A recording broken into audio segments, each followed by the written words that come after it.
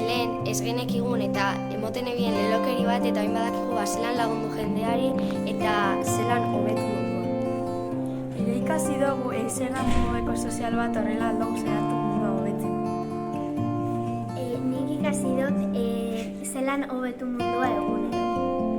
Bai, autorrealizazioa ikasi dugu eta hori balio dozku gure etorkizunerako bidea klaroago izateko. Horai autorrealizazioa badakigu zelan erabili eta zelan enpleatu aldugun. Baloreetan eta filosofian enpleatu behar dugu bizitzan zehar eta adibidez matematikan ikasi behar dugu eta iradeko buruan.